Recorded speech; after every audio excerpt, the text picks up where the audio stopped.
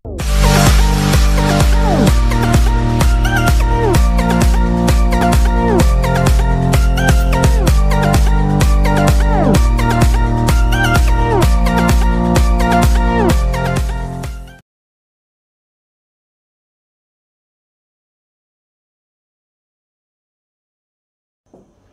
lagi sahabat Atma. Kali ini kita akan membahas sesuatu yang mungkin banyak terjadi di masa pandemi ini, di mana banyak orang membeli barang-barang secara online, termasuk saya. Jadi saya membeli alat-alat ini secara online, dan setelah melihat dan mendengarkan review yang diberikan oleh seseorang di YouTube.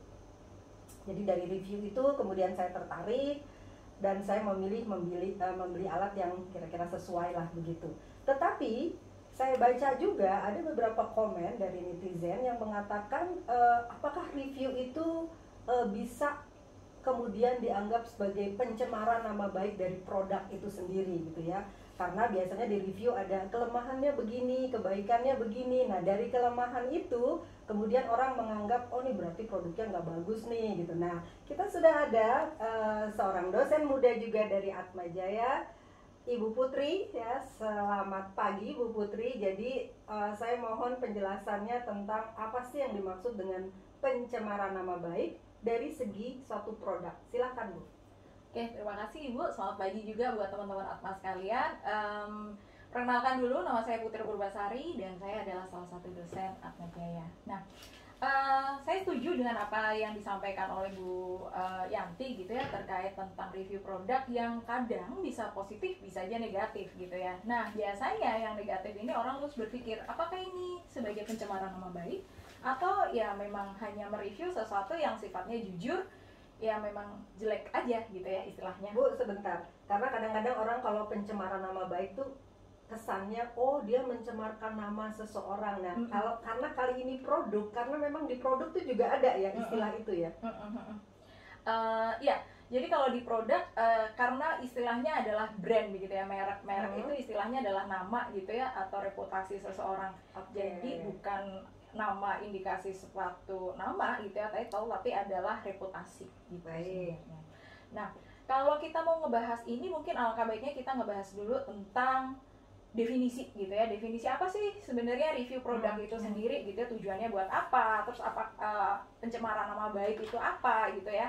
Mungkin yang pertama kita akan ngebahas tentang review produk. Definisi dari review produk sendiri gitu, itu tidak ada yang paten menyebutkan review produk adalah begitu ya, khususnya di suatu peraturan perundang-undangan. Tapi bisa disimpulkan bahwa review produk itu adalah suatu ulasan gitu ya, pendapat seseorang atas suatu kualitas produk yang tujuannya dia memberikan pendapatnya, men-share gitu ya, men-share pendapatnya terkait produk itu, kualitas, bentuk gitu. Ini memang ada aturannya juga ya mengenai hal-hal seperti ini? Ya, bener banget Bu. Jadi kecuali dia memberikan ulasan, dan ini difasilitasi oleh undang-undang, namanya Undang-Undang Perlindungan Konsumen nomor 8 199. Oh, jadi maksudnya untuk melindungi konsumen supaya tidak membeli produk yang agak misleading lah gitu ininya gitu ya. Bener banget Bu. Jadi kita ini namanya konsumen dan kita boleh menginformasikan sebagai seorang, saya menginformasikan ke Ibu begitu. Nah sekarang karena teknologi udah berkembang, jadi teknologi digunakan dengan maksimal. Salah satunya adalah mereview produk gitu, dan pakai YouTube, pakai Instagram dan sebagainya. Nah itu dilindungi di pasal 4 ayat 4 yang menyatakan bahwa undang-undangnya nomor berapa maaf Bu? Undang-Undang nomor 8 tahun 199 tentang perlindungan konsumen, pasal 4 ayat 4 yang menyatakan bahwa hak dari konsumen salah satunya adalah didengarkan baik pendapat ataupun komplain. Jadi itu artinya, itu sebabnya review bisa negatif, bisa positif begitu. Nah Bu, apakah berarti kalau saya gitu ya ingin mereview nih, misalnya saya sudah pakai nih lalu saya ingin mereview, saya jadi takut nih, apakah saya boleh mereview produk itu atau jangan-jangan dianggap saya melakukan pencemaran nama baik? Oke, baik. Salah satu yang bikin paranoid memang ini sebenarnya perbuatan saya masuk pencemaran nama baik gak sih gitu. Berarti untuk tahu kita perlu tahu juga definisi dari pencemaran nama baik.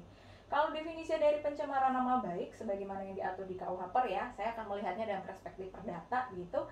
itu ada di 1372 sampai 1380 yang menyatakan perbuatan itu memang ditujukan untuk merusak reputasi seseorang. Jadi tujuannya udah ingin merusak. Paling nggak ada niat ya kalau di dalam hukum itu. Jadi sudah saya melakukan itu tapi sudah niat ingin menjelekkan produk ini gitu ya. Oke. Ingin membuat penilaian jadi baik jadi negatif di dalam masyarakat. Jadi tujuannya udah beda. Kalau kita review kan tujuannya hanya share pengalaman ya. Jadi tujuannya terus kemudian ya memang ada tujuan persuasinya gitu ya, tujuan untuk membeli ini gitu. Cuma tujuannya kan belum tentu untuk memperburuk memperjelek atau memberikan review yang buruk, itu enggak. Tujuannya hanya share informasi pengalaman saya adalah begini gitu. Berarti batasannya itu di mana Bu untuk itu? Batasannya adalah ada di pasal 4 ayat 3 juga gitu ya, di undang-undang yang sama, Undang-Undang Perlindungan Konsumen, bahwa informasi yang disampaikan hak konsumen itu adalah mendapatkan informasi dengan jelas, jujur dan tepat gitu ya. Jadi batasannya harus 3 hal itu, informasinya harus jelas, jujur. Nah ini yang jujur ini jujur nih harus jadi ya. Dan yang tepat itu yang seperti apa sih? Tepat itu yang tidak menggunakan bahasa kasar, yang tidak menimbulkan keresahan gitu ya, mengganggu ketertiban umum, memperhatikan tata berbahasa yang baik gitu. Nah kalau sekarang sedikit ininya Bu, berarti apakah kalau orang yang merasa dirugikan itu bisa minta ganti rugi karena suatu review yang dianggap punya niat buruk lah begitu? Baik. Nah kalau di perdata gitu ya, pada dasarnya setiap orang itu boleh mengajukan gugatan gitu ya. Siapapun yang merasa dirugikan dia boleh menggugat gitu. Nah syaratnya apa sih kalau orang itu pengen ngajuin gugatan? Misalnya ya, kalau saya gitu, saya misalnya memang bukan produsen tapi saya distributor gitu, toko lah gitu ya. Saya toko dan saya merasa bahwa ada suatu review di YouTube yang membuat pasaran saya tuh jadi turun gitu ya, selama penjualan turun nih gara-gara review ya. Itu sering banget terjadi gitu kan. Apa yang bisa nggak saya melakukan gugatan? Jawabannya ya bisa, asal ada syaratnya ini. Karena pencemaran nama baik itu kalau di perdata masuk sebagai perbuatan melawan hukum, berarti ada unsur-unsur yang harus dipenuhi orang itu gitu ya untuk bisa. Bu, tunggu sebentar, mungkin sahabat Atma tidak paham betul perbuatan melawan hukum itu apa sih kira-kira unsur-unsurnya gitu ya. tadi. Oke. Perbuatan melawan hukum itu adalah suatu perbuatan seseorang yang bertentangan dengan undang-undang, namanya juga perbuatan melawan hukum ya, yang menimbulkan kerugian bagi orang lain karena dengan dia berbuat itu, dia tuh melanggar hak orang lain. Contoh, jadi satu, bahwa sudah ada aturannya, kemudian dilanggar oleh dia. Benar. Kedua, merugikan orang lain. Lalu yang ketiga, melanggar hak orang lain. Jadi udah merugikan orang lain, itu menimbulkan hak orang lain. Dan yang terakhir nih, yang paling penting gitu adalah bahwa ada hubungan sebab akibat. Jadi contoh nih, kalau saya bilang bahwa Bu Yanti merugikan saya harus bisa menjelaskan sebab akibatnya, apa yang saya lakukan yang mengakibatkan Bu Putri rugi gitu. Bener, ya. Itu yang harus dibuktikan. Jadi kalau dia nggak punya modal knowledge itu atau tidak menyangoni tentang alasan itu sebaiknya tidak mengajukan gugatan karena yang basic harus dibuktikan adalah itu. Bu Putri, saya nanti mau minta Pak Adi juga nih, karena pencemaran nama baik itu bisa juga kemudian dituntut kan secara pidana. Jadi nanti saya minta Pak Adi nanti ikut gabung sini sebentar ya. Kalau secara pidana, apakah pencemaran nama baik ini kalau misalnya saya nggak terima nih, saya bukan cuma mau minta ganti rugi, tapi juga saya mau supaya orang ini bisa karena review ya. Betul. Ulasan ya. Jadi gini, pertama ya, saya termasuk yang aliran lama ya, sebelum KUHP diubah ya kita ikut aja aliran lama. Artinya penghinaan, kan ada penghinaan, ada pencemaran, penghinaan ya sebenarnya namanya, pencemaran nama baik, fitnah gitu ya. Ada beberapa hal, persangkaan gitu ya. Itu ada di KUHP semua. Kalau pencemaran nama baik itu prinsipnya kita mengungkapkan hal sesuatu yang buruk, menyerang kehormatan seseorang begitu. Nah perhatikan bahwa seseorang targetnya. Dia nggak bisa lain orang. Korporasi harusnya nggak bisa karena jatuhnya kita analogi dong. Padahal pidana kan nggak boleh. Kan apalagi produk kan bukan orang gitu kan. Menyerang produk sama juga menyerang saya. Nah ini namanya analogi, kan tidak dibolehkan. Saya termasuk pandangan lama. Tapi toh pandangan ini yang diikuti juga dengan OJK Ligis akhirnya kalah ya waktu Ibu Prita ya. Ibu Prita itu melakukan mengeluh lah ya, dia bukan melakukan ulasan, dia mengeluh ya pengalaman mengeluh dia. melalui email ya. Betul, akhirnya dia dipidana, kan dijatuhi pidana, pakainya Iya, juga betul. ITE juga. Betul. 27 ayat 3 itu kan. Nah, jadi itu sih, itu kenyataannya. Tapi berbasis pada teori gitu ya, saya sih berpendapat bahwa harusnya nggak bisa kalau brand ya atau korporasi gitu diserang dengan pencemaran nama baik. Sebab yang dicemarkan beda ya, bukan penghinaan. Ya. Pertama dia tuh delik aduan ya, ibu berdua ya, delik. Oh, jadi kalau tidak ada yang mengadu Dan ya, yang mengadu cuman boleh yang terhina. iya. Dan yang terhina itu, jadi gini, hukum pidana itu kan melindungi orang. Betul. Dalam konteks penghinaan pencemaran nama baik ini yang dilindungi apa? Martabat seseorang. Ya. Nah, martabat seseorang ini subjektif. Hmm. Saya dibilang, mohon maaf, kutu kupret gitu, dibilang kue mangkok misalnya begitu ya, belum tentu saya tersinggung. Tapi dibilang kue bulan gitu, bisa jadi saya tersinggung gitu ya. Jadi sangat subjektif gitu ya. Oleh karena itu dia delik aduan, jadi tergantung pada orang yang menjadi korban lah ya. Merasa dirugikan tadi ya. Nah, kalau produk dia dianggap tidak punya martabat seperti halnya manusia, padahal kan hukum pidana yang melindungi manusia. 27 ITE itu kan dengan alat sosial media, dengan alat elektronik, tapi mengacu pada pencemaran nama baik yang di KUHP. Oke. Nah, KUHP yang dilindungi itu martabat manusia karena barang dianggap tidak punya produk gitu. Ini kajiannya ya, Tapi kenyataannya ya berita juga seperti itu. Jadi memang ya kita semua kecewa dengan yang terjadi pada berita gitu ya. Kan perlawanannya juga banyak ya kan. Tapi kenyataan yuridisnya diputus bersalah begitu ya. Jadi mungkin itu aspek secara hukumnya. Apakah harus berhati-hati? Saya pikir iya. Apakah harus sangat berhati-hati sehingga tidak melakukan review? Saya pikir jangan. Kalau nggak, Bu Yanti nggak bisa beli alat-alat ini kan. Nah itu tadi makanya saya berpikir Ulasan juga itu. begitu. Yang perlu diperhatikan mungkin gunakan kata-kata yang layak begitu ya. Dan jujur tadi kali mungkin ya. Jujur itu relatif juga, Bu. Betul juga sih. Jujur Nggak ada makanya. niat gitu. Nah itu juga susah. Saya dulu nih, Bu ya. Oke, Udah, Bu? baik. Terima kasih Pak Adi. Jadi ini sedikit tambahan penjelasan dari segi pidana gitu ya, bahwa kalau pidana itu karena ternyata menyangkut seseorang gitu ya, sehingga kalau yang direview adalah produk, kemudian yang merasa dirugikan kemudian toko, nah tokonya ini juga banyak gitu kan. Nah itu agak melenceng dari hukum pidana. Oke, oleh sebab itu saya balik lagi ke perdata lagi ya Bu Putri, terkait dengan perlindungan konsumen ini. Tadi kalau misalnya konsumen yang merasa dirugikan gitu ya, karena dia ternyata membeli produk gitu, tapi ini sebaliknya, kok dibilang bagus produknya gitu ya, ternyata setelah saya beli dari review tadi kurang bagus gitu, itu kira-kira gimana dari segi perdata? Oh ya, karena kita perdata sedikit berbeda dengan ini ya, dengan pidana gitu ya. Kalau tadi pidana tujuannya adalah melindungi orang, tapi kalau perdata subjeknya aja ada dua gitu ya, ada orang dan ada benda gitu ya, ada orang dan ada badan hukum, ada orang dan ada badan hukum gitu. Dan produk itu adalah representatif dari badan hukum ini. Nah kemudian kalau ada sekarang dibalik nih, kalau biasa sekarang kan banyak bilang wah makannya enak banget, tapi setelah nyampe sana zong gitu ya. Terus gimana ini haknya? Nah tadi seperti yang saya bilang, salah satu hak dari konsumen itu yang pasal 4 ayat 3 menyatakan mendapatkan informasi yang jujur gitu ya. Cuma masalahnya adalah enak gitu ya, berbau tentang estetika dan enak itu tuh standarnya berbeda-beda gitu ya. Kemudian terus jadi nggak ada batasannya, mana batas atas mana batas bawah gitu kan ya. Nah kemudian kalau ditanya dilindungi undang-undang nggak dilindungin gitu. Cuma baliknya lagi, saat Anda menyatakan bahwa Anda dirugikan, Anda harus membuktikan seberapa besar pengaruhnya perbuatan itu terhadap kerugian Anda gitu. Oke. Baik Bu, balik lagi ke pencemaran tadi ya, pencemaran nama baik, atau ini di sini dalam ini adalah nama produknya gitu ya. Nah, kalau misalnya dianggap dia mencemari nama baik tadi ya, tadi ada toko gitu ya, bisa nggak tokonya berbarengan gitu ya? Misalnya toko di Mangga 2 gitu ya, atau di Blok M ada 5 toko, 6 toko, wah reviewnya nggak bener nih, kita dirugikan gitu ya, itu bisa juga? Artinya mereka bersama-sama kemudian merasa sebagai pihak yang dirugikan gitu ya.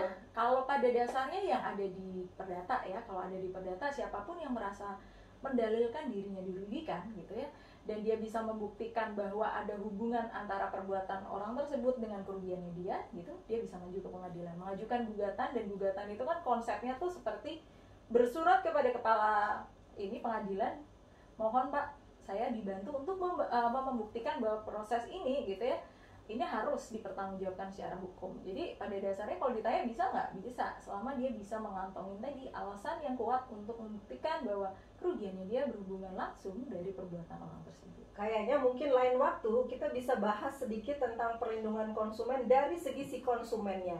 Kalau ini kebetulan kan memang kita meninjau pencemaran nama baik dari segi kerugian si apakah distributor atau produsen gitu ya, karena lain waktu rasanya perlu nih kita kalau konsumen karena bisa class action gitu kan, rame-rame menggugat gitu ya. Tapi mungkin kayaknya bukan kali ini. Kita kembali lagi ke pencemaran nama baik dulu ya. Tadi Bu Putri dia lalu masuknya ke perbuatan melawan hukum gitu ya, lalu minta ganti rugi. Biasanya kalau ganti rugi itu ditinjaunya berdasarkan apa sih Bu? Oke. Bagaimana sih menentukan ganti rugi gitu Iya, ya? iya. Bisa nggak saya tiba-tiba bilang 5 miliar gitu Iya, ya? Gitu. betul. Nah, pada dasarnya ganti rugi untuk ketentuan yang gitu ya, yang ditentukan oleh KUHP pun nggak ada yang secara eksplisit menyebutkan material, imaterial berapa besaran gitu ya. Yang penting gitu ya, di dalam suatu dalilnya dia menjelaskan bahwa saya mengalami kerugian segini dan dinilai secara ekonomis, maka nilainya adalah begini. Nah, nilai inilah yang nanti akan dikaji oleh hakim gitu. Jadi bisa jadi nanti saat mengajukan, loh gugatan saya 5 miliar kok sama hakim diputus 5 juta, bisa nggak? Bisa gitu. Karena pada dasarnya saat saya mendalilkan kerugian ini dengan basic penjabaran saya di dalam dalil gitu ya, bahwa saya merugi karena ini harusnya 10 unit laku, nggak laku kan semuanya ada bisa dinilai dengan uang. Nah kemudian nanti si hakim menilai nih, bener nggak sih karena perbuatan si A ini menyebabkan kerugian ini, oh ternyata nggak benar gitu, atau benar tapi sebagian gitu. Nah sehingga nilainya itu bisa turun gitu Bu. Jadi nilai yang dimintakan sama yang diputuskan itu bisa turun. Dan dasarnya adalah nilai ekonomis dari kerugian. Jadi apapun harus dinilai secara ekonomis. Misalnya imaterial pun, misalnya saya bilang bahwa saya mengalami kekecewaan, saya harus bisa menilai kekecewaan ini dan menyebutkan basicnya gitu ya, dasarnya. Jadi sesuatu yang kita tadi kecewa, makan harusnya enak, ternyata menurut saya tidak enak. Nah itu juga bisa dinilai dengan uang gitu ya, berapa jumlah kekecewaan tadi ya. Memang menarik sih kalau dari segi hukum sahabat Atma, dimana kita bisa menilai ganti rugi yang tidak kasat mata. Tidak kasat mata bukan berarti gaib gitu ya, tapi sesuatu yang tidak bisa dilihat secara virtual sampai aslinya begitu ya, tetapi kita bisa juga memintakan ganti rugi untuk itu. Mungkin sebagai penutup Bu Putri, apakah bisa diberikan satu semacam rambu-rambu lah gitu untuk para reviewer gitu ya, bagaimana supaya tidak kena dampak nih tiba-tiba dimintakan ganti rugi oleh si produsen atau si distributor tadi. Mungkin untuk advice buat teman-teman sekalian yang teman-teman Atma gitu ya, kalau yang pengen membuat konten gitu ya, khususnya konten review, seperti yang disampaikan sama Pak Adi, jangan berhenti untuk menyampaikan pendapat kalian. Cuma perhatikan, pertama Anda harus menggunakan bahasa yang baik gitu ya, yang tidak melanggar kesusilaan dan tidak menggunakan kata-kata kasar. Kedua, jujur gitu ya, niatannya harus baik, niatannya harus dengan itikat baik. Yang terakhir adalah bahwa Anda tujuannya adalah men-share pengalaman Anda gitu ya. Pengalaman jadi harus dirasakan dulu, jadi bukan katanya. Itu biasanya yang jadi tricky di situ sih. Dan mungkin balance antara keunggulan dan kelemahannya gitu ya, karena namanya juga review, kita akan bilang oke, produk ini sangat baik karena begini-begini, tetapi memang ada sedikit kelemahannya. Kelemahan menurut saya untuk para produsen, jangan kemudian menjadi bahwa itu fitnah atau menjelekkan, tetapi bisa memperbaiki produk untuk kemudian hari, bahkan menjadi masukan gitu, karena menurut saya perlu. Bu. Silakan. Kalau sesuai kenyataan bukan fitnah loh Bu. Jadi dia itu harus dibuktikan ya. Ya. Gak usah khawatir sih sebenarnya. Jadi kalau punya pendapat asal bisa terukur gitu, dibuktikan, gak usah khawatir. Misalnya bilang ini semprotannya dipakai 5 hari habis gitu kan, ya memang kenyataannya begitu ya begitulah gitu kan. Penting jadi memberikan ukuran-ukuran yang terukur gitu ya. Jadi kalau nanti diadu boleh diadu gitu kan antara review sama kenyataannya gitu, Bu. Oke, terima kasih. Itu tadi Pak Adi Nugroho yang kebetulan juga adalah dosen dari Fakultas Hukum Unika Atmajaya yang lebih fokusnya ke hukum pidana. Tapi sayangnya beliau agak sedikit malu gitu ya untuk ditampilkan. Tapi nggak apa-apa, cukup suaranya aja paling tidak bisa memberikan pengetahuan bagi sahabat Atma semua. Oke, Bu Putri, apakah ada lagi yang mau disampaikan terkait masalah pencemaran nama baik ini sebelum kita tutup? Saya sih sudah cukup sih Bu, cuma memastikan bahwa undang-undang itu tidak bertujuan untuk mengekang kebebasan kalian, tapi kebebasan itu nggak ada yang benar-benar free, kebebasan yang berbatas dan bertanggung jawab. Oke, cukup bagus nih penutupnya. Baik sahabat Atma, jangan lupa like and subscribe dan kita akan bertemu lagi dengan topik menarik lainnya. Salam sehat, semoga bermanfaat. Sahabat Atma, begitu banyak problematika di masyarakat kita. Kalau ada isu-isu topik-topik hal-hal yang kira-kira menarik untuk kita bahas di podcast ini, silakan tulis di kolom komen di bawah gitu ya. Jadi kita bisa pertimbangkan untuk kita bahas di sesi berikutnya. Oke, sehat selalu.